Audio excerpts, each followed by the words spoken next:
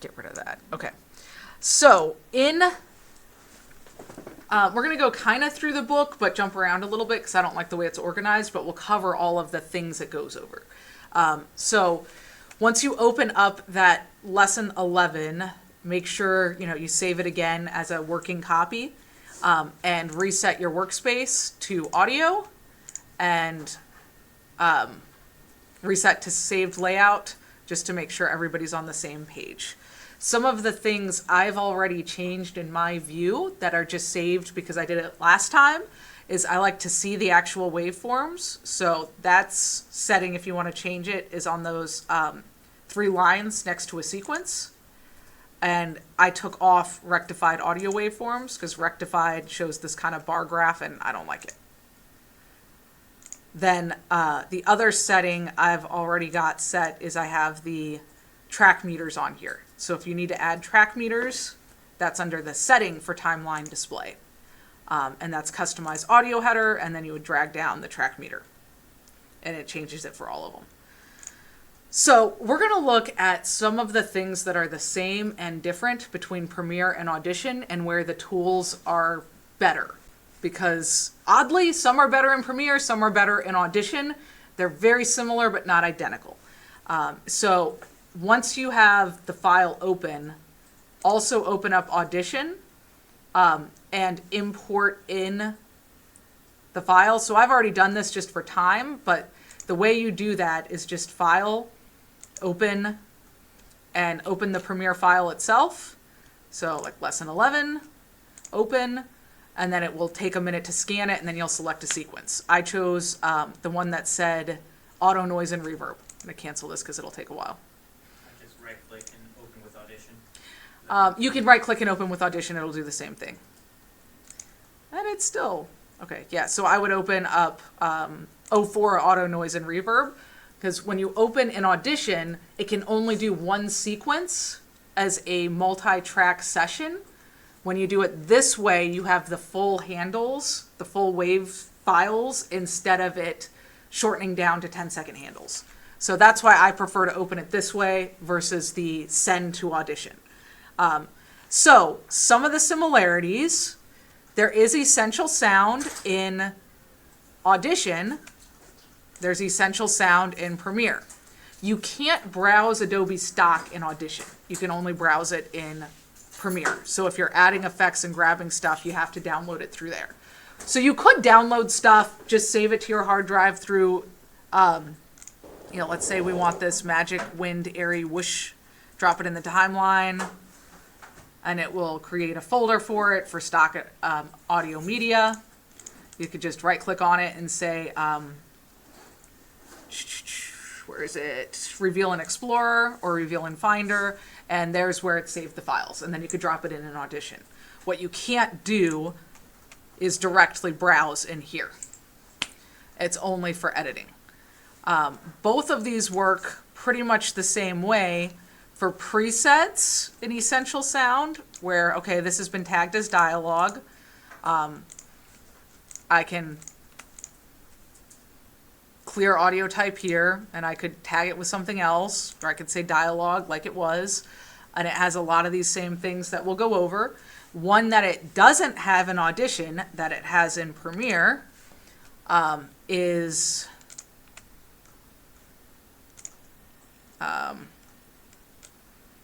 I don't know what this is. I'm just going to call it dialogue so I can show you what this is this enhance speech option. That's only in Premiere right now. And what enhanced speech does is use Adobe's AI tools to analyze and try to improve your speech. It's really hit and miss. So let me... Looking for the ideal gift idea? That is dialogue. So let's apply enhanced speech. It analyzes it. It changes things. Then don't pass up this opportunity. Today and today only. In this case, it sounds pretty good. Time is running out. And the only change you have is how much it does. Let me turn up the volume in here, and I'll start it with nothing on and then move it over to full effect. So the mix amount less is all the original audio. Looking for the ideal gift idea? Then don't pass up this opportunity. Today and today only. Be the first in your blog. Time is running out. You could be a winner. This is a once-in-a-lifetime sale-orama. Offer expires when it suits us. Limited to stock on hand. So that's only in Premiere. It's an AI tool that's super hit and miss. Think about ChatGPT. When you ask ChatGPT a question, sometimes you get a great answer. Sometimes it makes zero sense. This works in much the same way. So never use it without checking it. Adobe also has a podcast tool online that uses the same tool that actually works a whole lot better, that uses computers from Adobe to do the processing. So it's doing virtual processing online. This one is using your computer. So how good it works also depends on your computer, the sound card, processing power, that kind of stuff. So that tool's only in Premiere, not in Audition. The things that are in Audition that are not in Premiere, other than just a far easier ability to move files around, is you can take a preset in Essential Sound. Think of Essential Sound as your shortcuts for adding effects. So let's say I just want to use a preset of balanced low tone voice. Okay, so what this does is add clip effects. If I do the same thing in Premiere, let me open up the same sequence so I can show you guys the same thing. On this clip, if I say preset balanced low tone voice, it's added effects to the clip. And we can see them here in the effects panel down here under audio. And it's added mostly the same effects: dynamics processing, graphic equalizer, de-esser, vocal enhancer. In Audition, say I liked all these, I can select them in the clip effects, copy, and move them over for Audio 1. Sorry, gotta click over here to track effects. Then I could delete them out from clip. And now this will apply to everything on the track. So if I found like a setting I like, I could change everything here and apply it to everything in the track. In Premiere, you can't copy these and change them to track effects. You can copy them. So select them all,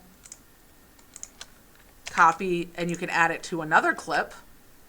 So I just hit Control V, and there they are.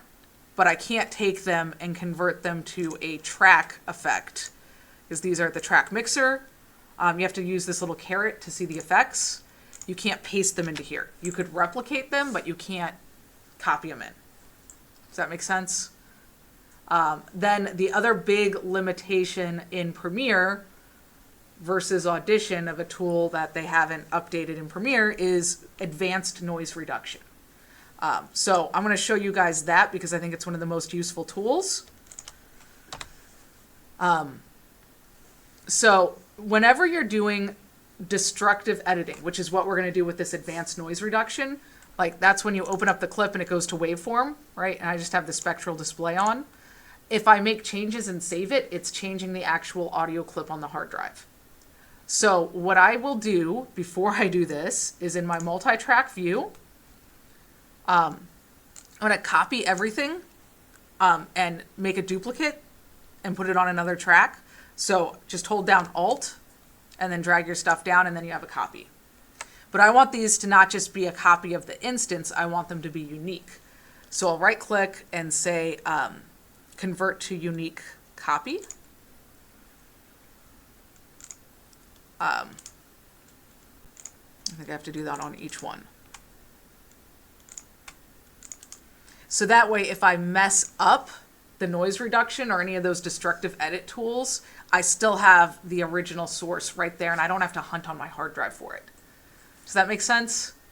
Just, I found, it doesn't matter if it's, well, Premiere never does destructive edits unless you send it to Audition. So I'll show you guys that in a second. Let me just show you this one file first. This one's particularly noisy. Hello, how are you feeling? Hear all that background noise? A little confused. Excellent, that's perfectly normal. Welcome to the simulation. The what? This is the Ancestor simulation. 1,000 years ago, this is what it felt like to be human. I am an AI. I'm going to help you get set up. Oh, that's good. All right, that's a pretty clean section of just the noise where there's nothing else going on. So I'll select that using the time selection tool thing and highlight that. And I just have the spectral frequency display because it's easier to spot any other noises. Then this is one of the most powerful tools you guys are going to use for cleaning up sound. Under Effects and Noise Reduction Restoration, capture noise print. It's analyzing what noise is actually there, and it's going to get saved for the next time we use this. So now I will deselect this, and we're going to apply it now. So Effects, Noise Reduction Process. So it's loaded it from the noise print. And we could save this, the current noise print, so we could save this as like AI person talking, so we could load it for different clips. Or if you like used room tone to figure out what the noise of the room was, you could open that room tone file, save the noise print, save it, then load it when you need to apply it to other clips. So it's been saved. Let's play this and look at some of these settings. Oh, that's good. So this is just its default settings. So you hear the difference in noise. It's not very realistic. This is just to get you into the experience. Try moving your body, looking around, that sort of thing.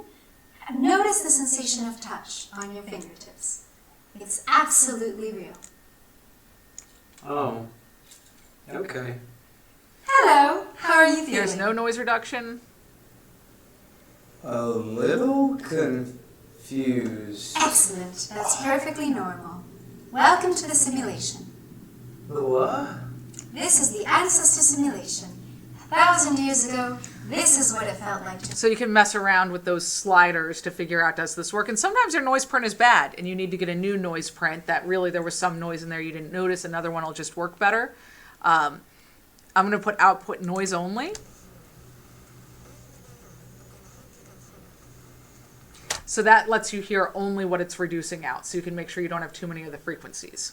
But in order to use this, you have to hit apply, and then it is a destructive edit. Oh, sorry, I did noise only. So effects, noise reduction, process, now not output How are noise you only, feeling? and apply.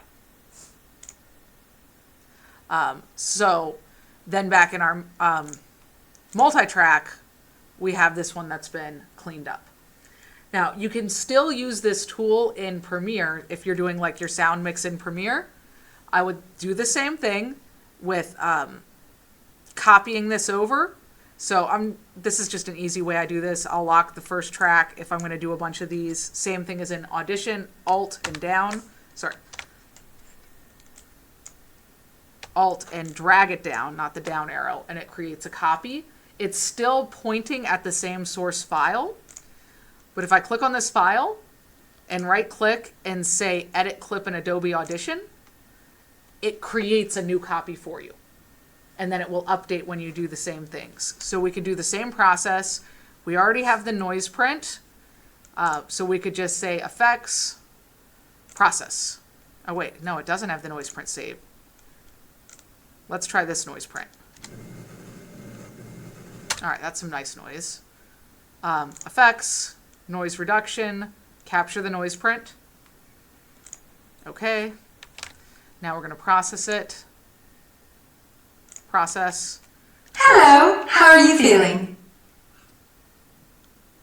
A little confused. Excellent. That's perfectly normal.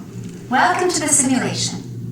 The what? This is the ancestor simulation. 1,000 years ago, this is what it felt like to be human. I am an AI. I'm going to help you get set up.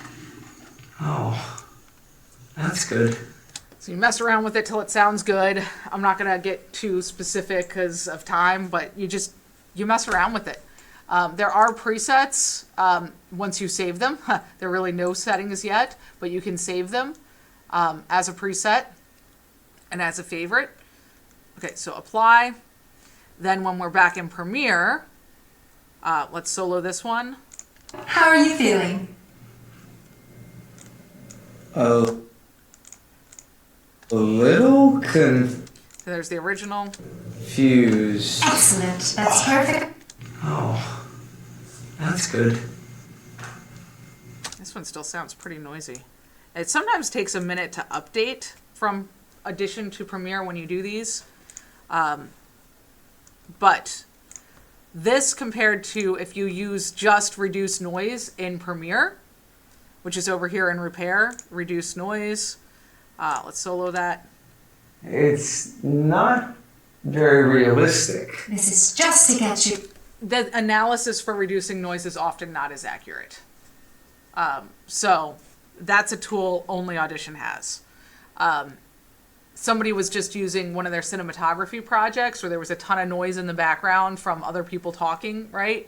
But they had only 2 clips that were really bad with people talking. They used this tool to really clean up the background noise of people talking because they could analyze what those sounds were. Another tool that is in both of these is de-reverb. This one has quite a bit of reverb. I'm just going to leave this guy muted out. We'll keep working off the original on this so I can show you this tool. A little confused. Excellent. That's perfectly normal. So we can use reduce reverb, Welcome to the simulation. The put it to what? 0. The ancestor simulation. 1,000 years ago, this is what it felt like. So not perfect, but it can help with some reverb. Reverb's really tough to remove. This tool's come a long way from what it used to be at. Okay, next noise cleanup thing. Let me show you guys, which one is this one in?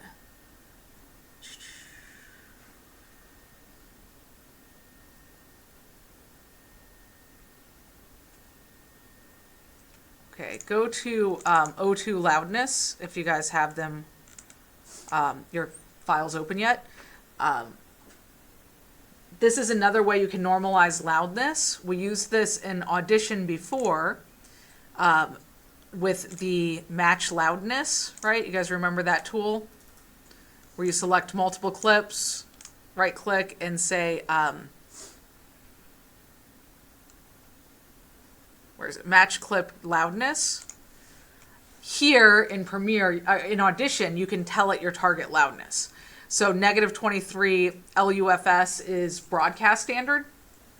Stuff for YouTube's often louder, but this is a broadcast standard. In Premiere, using Essential Sound, you can do a match loudness, but only for a default. So to tag these clips for Essential Sound to work, you can select all the ones that are the same, like these are all dialogue, and you tell it dialogue. And we can say this is music. Auto tagging sometimes works, sometimes it doesn't. You can do the same thing, a clear audio tag if it was wrong, and say this is FXX, or we'll put it back to music. So if we select all these ones that are dialogue, I'll mute out the music and play this so you can remember how different these loudnesses are. I was searching for something. I couldn't say what it was, but suffice to say, I would know when I saw it. I wanted to go to New York, but all that construction, and then, all of a sudden, it found me. Right. So they're kind of all over the place, right? So you can select all of those and use under loudness, you can auto match it. And it'll do the same thing that Audition did. And if we look at our effects controls, and you can only do this one at a time, this is one of those that doesn't show up in effects controls, which is why it's a little bit scary to use, but I'll play it back now after we did that auto match loudness. I was searching for something. I couldn't say what it was, but suffice to say, I would know when I saw it. I wanted to go to New York, but all that construction, and then, all of a sudden, it found me. So it's a lot closer. Not perfect, but a lot closer. Loudness scale tries to affect with our perception of the overall volume of a clip, whereas like if you're looking at just the peaks, it's just the very loudest point. The broadcast standards are usually -12 or -20 for your maximum loudness, your maximum decibels. YouTube is 0. That's why I've been telling you guys, use -6 if you're not sure where things are going, because it's in the middle ground. I've found that works pretty well for either distribution right now, and for festivals, that seems about average. But the technically correct is to -12 or -20, and then the internet is like the wild, wild west, where people are trying to make their stuff as loud as they can so you hear it over speakers. It's kind of like how commercials used to be so loud on TV shows on broadcast. And especially because commercials were not regulated as much as shows, so they'd make them louder. All right, let's look at some of the tools for common noise problems, and that's in O3 noise reduction. This is the same thing but with a hum, Suffice to say, right? I would know when I saw it. Do you guys know what causes I those wanted to go hums? to New York, but you know, Ground loop? Ground electrical current ground loop, yep. So on set, that's usually when XLR cables were run next to big power cables. That's why power and sound should stay separate, because these loops can get created. They can interfere with video feed too, where you can see interference on like your monitor feeds. But because we know what this is, it's really easy to identify, and Premiere has put in a tool for this, right? Called de-hum. So I'll play this and turn it on. I was searching for something. I couldn't say what it was. But Yeah. Suffice Bam, to say, look, force I out. would know when I saw it. 50 does I nothing. wanted to go to New York, 60 but, does you it. know, Now what this did is put on a de-hummer. So I'm going to click on custom setup once. It didn't just take out 60 hertz. It takes out the harmonics above 60 hertz. So when you hear that ground loop, it's not just at 60, it's also at 120 and then 240 hertz, basically octaves. It's the octaves going up.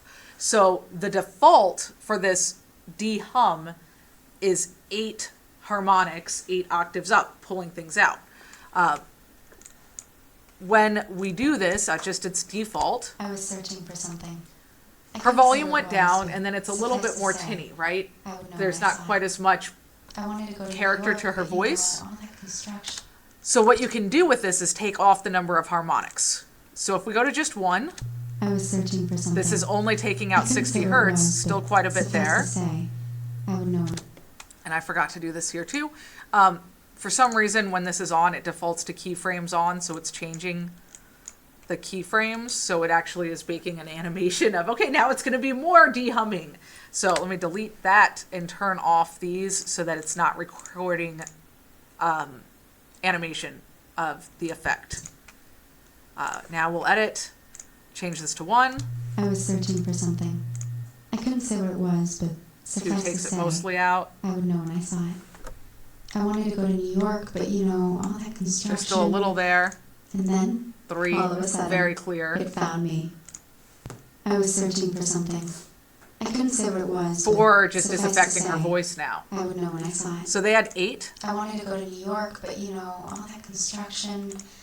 And then, all of a sudden, it found. But we know 3 is about right. But that gives it a little bit more clarity versus just using kind of like the sledgehammer tool.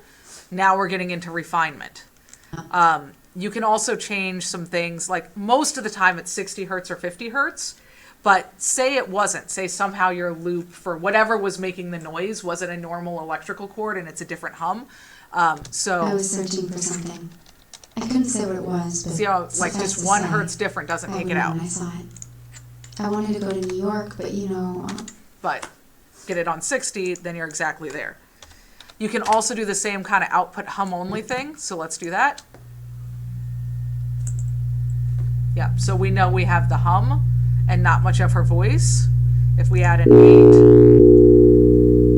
8, it has all those higher harmonics, but these are all in the range of hearing for all of us. I don't think anybody in this room possibly has hearing loss that's under 1,000 hertz, because that's general human speech. It just was reducing these tones from her on her low tones, which made her feel tinny. Because her speech is probably in the 400 to like 2000 range. So we were taking out some of her lower ends and keeping her higher ends.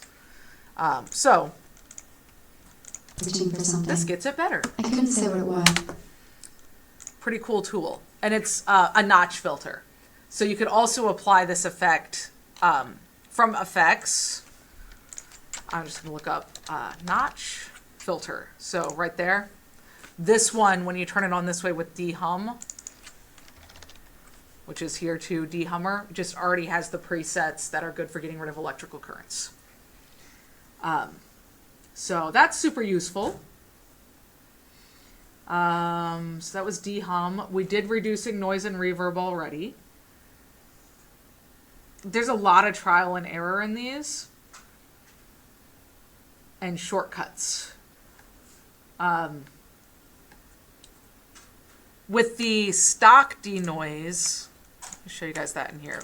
With this denoiser, when we have reduced noise on, and you open it up in here for custom setup edit, and we play it, it will show you kind of what it's doing. Hello, how are you feeling? And you can have it be a flat processing. Confused. Excellent, that's perfectly normal. Welcome to the simulation. What? This is the ancestor simulation. Or focus on different tones. And because you're sometimes taking out a lot of volume, there's a built-in gain adjuster too. So if you need to bring up your gain, and you can do that output noise only thing. So we're getting quite a bit of her tones there that we don't want to be getting rid of right now how this is set. So you just keep playing with those. Reduce reverb functions the same way. Showed you guys that on this clip, right, with reduce reverb. And you can go in here to edit and see the same things. Excellent, that's perfectly normal. Welcome to the simulation. I think that The one. what? The ancestor simulation. 1,000 years ago, this is what it felt like to be human. So you can still put that in and listen to it and try it out. All right, we did the de-reverb. Enhanced speech, that AI tool. There are a few tools for improving clarity that are built in too. It's hit and miss what works best. In the sequence 05 clarity, this is the same New York voiceover, the one with the hum and the one without. So down here in Essential Sound under Clarity, you have Dynamics, EQ, and Vocal Enhancer. So Dynamics tries to make it sound more like it's coming from a microphone close to someone. So I'll turn this on with it down to the bottom. Let me bring up her audio here so it's a little bit more normal. I was searching for something. I couldn't say what it was, but suffice to say, I would know when I saw it. I wanted to go to New York, but all that construction, and then, all of a sudden, it found me. Probably put it about there. So it's trying to make it sound more like it's a closer microphone. Sometimes it works, sometimes it doesn't. I'll turn this off and show you EQ. And there are presets here. What this does is add a graphic equalizer. And they're different presets. Couldn't say what it was, but suffice to say, would know when I saw it. I wanted to go to New York, but all that construction, and then, So like making stuff sound like over the radio, room outside, this is your best way to get there quickly. Those kind of settings. Usually I do vocal presence if I'm just being really, I need to do a quick sound mix and just want them to sound a little bit better. I'll start with vocal presence if it's just a little bit of improvement. something. I couldn't say what it was, but suffice to say, I would know when I saw it. I wanted to go to New York, but all that construction. I just usually do a little bit. Then vocal enhancer. It improves clarity at specific frequencies, whether it's a high tone or low tone voice. So let's look at the noisy one for this. So I'll open up the noisy clip and put it on. Searching for something. I couldn't say what it was, but suffice to say, I would know when I saw it. I the wanted low to go to tone, New it's York, enhancing but, you those know, low all tones, that which is no good. construction. And then So sometimes vocal enhancer is good, sometimes it's not. You don't really have a lot of effects on vocal enhancer. It's high tone or low tone or music. There are not a lot of choices. Some creative things on here are your reverb. Down here under creative, this tab. So reverb, let's just add some reverb on her right here. I'll have this clip up selected. I was searching for something. I couldn't say what it was, but suffice to say, I would know when I saw it. I wanted to go to New York, but all that construction, and then, all of a sudden, So it gives you basic settings, and then again, you can go in and say edit and change all these things. So this gets used a lot if you recorded boom and lav. In some shots you're using boom, and some you're using lav. You have to add some reverb to the lav to make them sound the same, because the boom naturally had the reverb of the room, whereas lav doesn't pick up nearly as far away in all of the space. So that's how you can match it. Or if you do ADR, adding reverb to make it match, then using your room tone and your environment sound. That's how you make them actually sound like you weren't using different microphones or different recording spaces. There's another tool down here I never use, which is clip volume. And that puts a hard limiter on. A hard limiter changes the volume while making sure it never exceeds a certain level. What I do instead of using these is I like to actually try to mix the volume correctly, either using that auto match or using envelopes or gain. Remember, gain is what you have to do, G, with adjusting gain. If you have an issue where your clips are clipped because they were too loud when they were recorded, but you recorded 32-bit floats, so you may be able to recover it. The only way to recover it is by doing adjust gain and taking the gain down in this window. If you just use the envelopes, it won't recover the audio. Whenever I do a sound mix, I add two things at the end, and this is in the track mixer. So track mixer, when you first open up the audio track mixer in Premiere, it's going to look like this. To see your rack mount effects, you have to press this little caret to bring them down. So if we had multiple tracks, just drag this down so it creates another track. You've got a rack for every effect. And then you can insert things in here. So I always do two at the end to the master, right? This is the master mix. And I'll add a multi-band compressor and then a hard limiter at the end. And whatever my maximum amplitude is, which I normally do 6.1, so it's -6 and a little bit underneath it. If you were mastering to -12, you'd say -12.1. That will compress any sound down without distorting it if it was over those levels. So if my whole mix ends up being too loud, it will keep it from going over. Yeah. This is a really specific question, but you have the track mixer pulled up. I was looking at it. You can obviously change the track, and whether you hear more in the right channel or the left channel. Is there a way to put some kind of fade on it to where if you start a clip, it moves as the clip goes on from left to right or vice versa? Yes. So I'll show you that right now. So to make it, we'll use this clip, right? And we're doing it in the track mixer.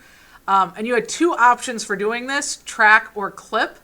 If it's on one clip, I would recommend using the clip mixer. But you could use track mixer too.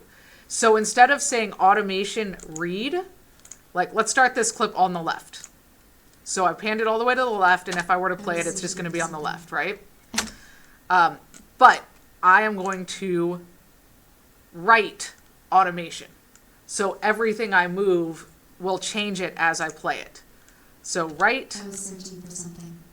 I couldn't say what it was, but suffice to say, I would know when I saw it. Okay, so now I'm going to change it back to read. I was searching for something. I couldn't And say it what reads was, what I but did before. Suffice to say, I would know when I saw it.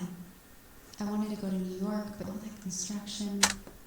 And So- if you select on a clip, it should just apply to that one clip, right? No. Yeah, okay. So that's why I would not use track for this. So I showed you that. I'm going to take this back to right. And I'm just going to center this back and play it so that I erase all that automation I just I couldn't did. say what it was, but suffice to say, I would know when I saw it. I wanted to go to New York, but all that construction. Okay, that should have it done. And I'll put this back to read. Right, and now there's nothing panning it. So I would use, in that case of what you want to do to one clip, the audio clip mixer. So to get this to record things, the only option you have is this blue diamond thing. So click the blue diamond to record to the clip. So you can see what we're doing down here on show keyframes, clip keyframes. I am going to say track panner instead of clip volume. So now I see this, and that's showing me the pan. I'll start this all the way to the left. And then I could do it with I was searching for something. the same way, I couldn't say what it was, but suffice to say, I would know when I saw it. moving it I over. wanted to go to New York, but all that Okay, wait, no, that's not writing it from here. Okay, I lied, that only will record it for volume. But you can put it on a clip without recording automation just like this, right? So we'll slide it all the way left to right. I was searching for something. I couldn't say what it was, but suffice to say, I would know when I saw it. Where I was wanted to that go to pan New for? York, but all that. So under down here under show keyframes on the track, show your keyframes for track keyframes. Or sorry, not track keyframes, track panner.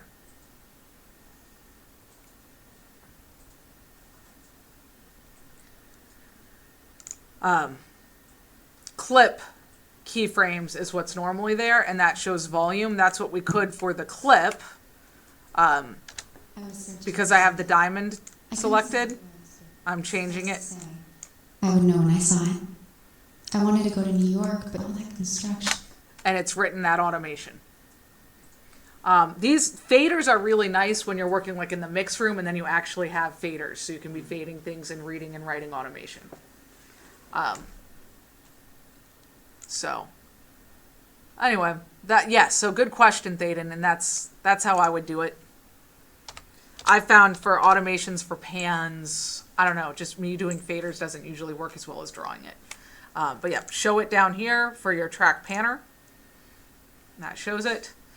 And then you change your keyframes. Good question. But yeah, so when you're doing your final master, I put the hard limiter last, and then I use a multi-band compressor just for if my overall volume did need to change. Because in a multi-band compressor, you can say, okay, we need to adjust the low tones, low mid, high mid, and highs for how much things need to be compressed because they're too loud. So if I had a mix that was way too loud in the middle tones, I could bring it down in here. I don't usually touch anything in the multi-band compressor. I just always throw it on so I'm ready. So And then, if I all of a see, sudden, it like found right me. now, I have the hard limiter set to -12, right? So if I see, And then, all of a sudden, it found me. let me move this so you can see this. So the hard limiter is making sure I was searching for something. that nothing goes I past couldn't say what -12. it was, but suffice In my to say, multi-band compressor, I could say, no, it's not normally I wanted loud to go to enough. New York, This is but still you know, stopping all at that 12, but I'm construction- compressing a lot. And then, Because all of it's a actually sudden, outputting to it here. found me. I was searching for something. Or I can output less. Suffice to say, I would know when I saw it.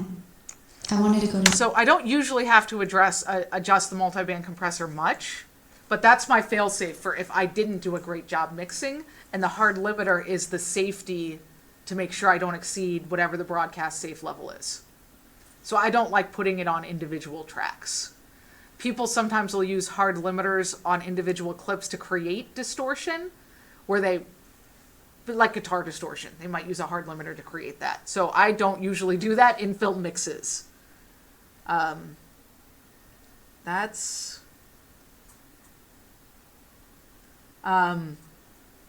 Parametric EQ is a good one to use for equalization too, versus that 10-band graphic one. You have just more controls. So let's look at that one for a second. You can open up sequence 7, and we'll apply this to the clip. I'll look up PAR to find parametric, drag it on the clip, and then if I go over to my effects controls, I can see it and edit it. Okay, so right now there's nothing there.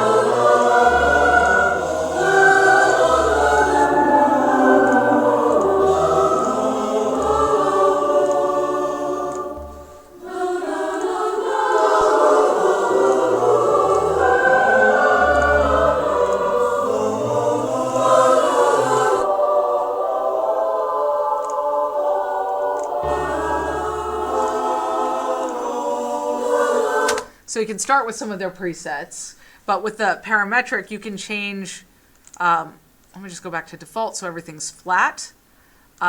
You can change what hertz the first one is at, like we could go all the way down, and then change the width. Well, this one doesn't have a width because it's just at the bottom, but the width is, let me show you here, like we can see, okay, this waveform is louder here.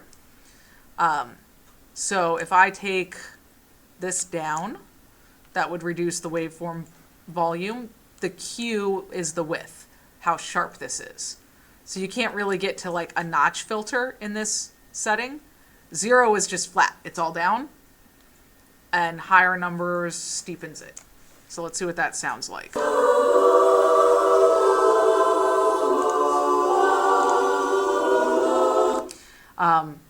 Any of these effects, all of them have a bypass so that you can quickly listen to it on or off.